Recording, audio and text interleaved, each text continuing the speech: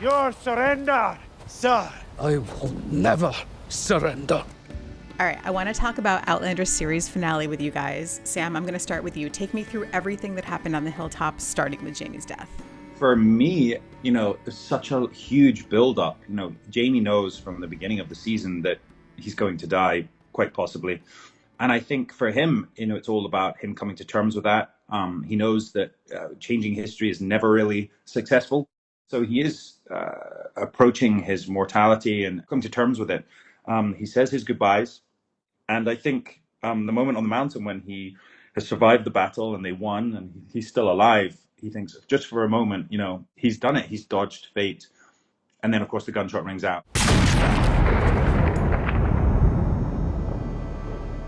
It's almost like, oh, there it is. There's the death. And I think it's the death that he's been expecting since he met Claire back in season 1. He's always had these moments where he dreams of the afterlife, or he's almost passed over many, many times, from the snake bite to Culloden. And I think it's given him this almost, I don't know, not supernatural, but it's given it an insight into death.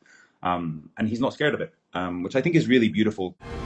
I'm not afraid. Well, I remember just because I was going through my phone looking for behind the scenes stuff, and I also realized like I don't take any pictures on set, whereas everybody else does, and I'm like, oh, I'm terrible. But I know that was Maryl's birthday because we all sang happy birthday to her whenever it was like standing around this like slab and Sam's lying down and we all sing happy birthday. So I remember it was the 11th of September and it was like the most glorious weather. I mean, it was definitely a day up on the location. That was an entire day. And then I think there was a day in studio where they'd recreated the sort of top of there. So it's very, to me, it's like very Romeo and Juliet, there they are lying on I like to call it an altar. For me, it was really peaceful and a release. I felt for Caitríona, she had a lot of acting to do, which was really beautiful when she was grieving by his body. It was not very comfortable. I think Sam was like not doing too bad, but kneeling down on that and like trying to lift him. Like we also have to talk about like Sam Heughan is not a light person. That reaction was really visceral and really, in her gut. I've seen it before. She's a great actress, and there's always been moments where we've had to play these big emotions. I think that's what's so amazing about Outlander. It's always had this really, really dramatic moments, and this is one of them. And yeah, I was quite glad to be playing dead. But yeah, really hard for her to do. And I just think she's such an incredible actress. She's such a great friend now. And actually, strangely, now the show is over, I think we've become even closer. It's very emotional. It's so devastating for Claire, and it really felt like the true losing of Jaime, and that's what she believed in those moments. So for me, it really was over. That gunshot was the end of Jaime, just hard. How do you end a show like this? But I think it's in the world that Diane has created, for sure. I've said this from the beginning, when we started the room in season 8, let's just be authentic to the show. Let's not try to, if we're going to use land the plane, let's not try to do something that, land a fighter jet, let's just land the little Cessna, you know what I mean? Like, let's land what we can land and do it well. I wanted people to have time to digest what they just saw. Wait, what just happened to me? So if we came into it too fast, I don't think there was enough time to process. So I wanted to give everybody enough time to process that, to take a deep breath, to wipe the hopefully tears away, and then come to that moment and go, and then you get that last little spark. As for the very last moment, when Jaime and Claire perhaps come to life again, I think that is up for interpretation. I think they're either alive together on the mountaintop or they're together somewhere else. I don't think it was in a script. I think there had been like a dummy ending in the script that was at least like released to sort of the cast and crew. I don't remember. I think it was probably very close to filming. where that sort of sequence was given to us.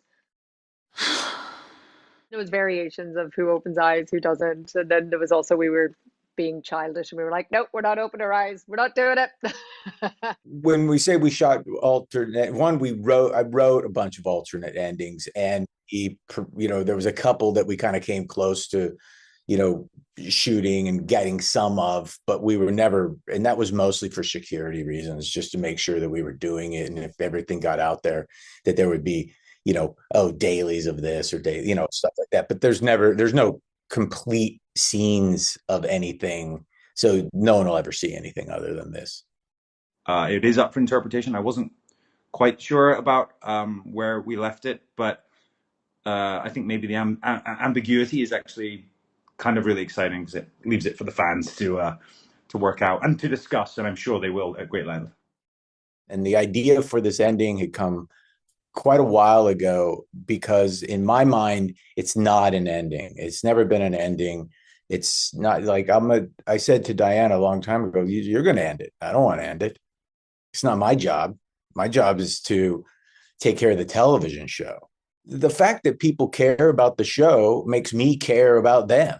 I want them to come away with good feelings about the show, and they want to rewatch it 100 times. I know that feeling when I watch the end of a show and I'm not satisfied. And a lot of times, and I'm not saying they were good or bad. That's not me to judge. Good or bad is such a harsh label on either side. I mean, I think it's so definitive. When there's going to be, and I know, and I hope that there's so many different interpretations of this ending, and I want them to be individual. I want you to have your interpretation, and it's yours, and you get to keep it and hold it, and someone else gets to do the same thing. And I don't want to explain it to anybody, because I'm not going to. You know me. So, Caitríona, was the final scene the last thing that you and Sam shot together? No. The last scene we shot was one of the first scenes in the episode, which was Jamie and Claire in the bedroom having that chat. It was our last official main photography shot, and it was extremely emotional because we both knew it. Matt always likes to end a season with a scene with Jamie and Claire, to sort of bookend it. And this long scene, it was, I think 7 pages long, and loads of dialogue, but really, really beautiful stuff. Just seeing Jamie and Claire sort of in a domestic situation, but also waking up just another day, but actually it's not. It's the day that perhaps their world is going to end. It seems very sweet. It's quite funny watching it, the other day. I was like, oh, we actually got through that pretty okay. In my mind, we were almost sobbing the whole way through it, because as we kept saying it over the day, it just kept having this deeper resonance. The rest is a history. As we were filming, we didn't know, but the sort of crew and cast started gathering outside. The studio was filling up with people because it was our last shot of the series, officially. By the end of it, there were, several hundred or 100 people watching. And I think we really felt the pressure. My face was doing weird because I was trying not to cry and I was trying to say my lines. I remember just looking at Caitríona while she's doing her close-up, and her eye was just twitching because she was just trying to hold back the emotion.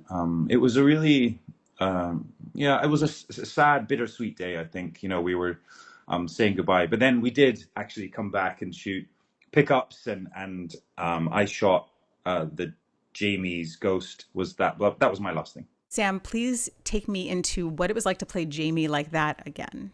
It was, again, just so magical. That's one of our favorite locations, I think, for myself and Caitríona. It's Kinlochranach. It's up at Schiehallion, which is this mountain which has its own magical history. It's the mountain of the fairies. It somehow always delivered, and that day was just so stunning. The sun came out, and being young Jamie was really fun, to sort of put on his outfit from season 1. It still fits almost, and just to revisit that was so special. And then I remember actually even the ride down back from there, I was with my team, my costume and makeup and driver. And it was just such a beautiful way to end it, sort of to drive back from I guess from the last scene and the end of Outlander back to reality. The footage on his back was from episode 1, and we built a virtual model. We didn't go back to Falkland where we filmed that initially because we looked at it. We sent somebody up there to see the practicalities of going there. Again, there was just no chance we were going to film this without it getting out. Like, why would you be there, standing there, doing that at night with a rain machine? There was zero chance. So we built all that on stage, and with everything looking at Jamie, the coverage of Jamie on Sam is brand new. And then everything at the Stones is brand new. And to tell you, it was one of the, we were just talking about this last night, how unbelievably magical that day was. And we drove up there, and it was Sam and I were the only two, Meryl didn't go. Caitríona wasn't, she wasn't there because, Claire wasn't there. And, the crew, and we had a small crew. We didn't bring everybody because it was only, it wasn't necessary. And it just was one of the most beautiful days I've ever seen in Scotland. And it was like, thank you to this cast member who's been with us from day one. She just said, you know what, I'm going to give you a gift on your last day. And it was so beautiful. Sam, thank you. I've loved covering the show for TVLine. I appreciate you guys so much. Oh, Kim, thank you. Honestly, it's been so epic. What a great journey. And I hope we get to do more together. It's been a pleasure, Kim, and thank you so much. Honestly, you've been such a huge part of this journey for us, and it's meant so much, and I really appreciate it. Thank you.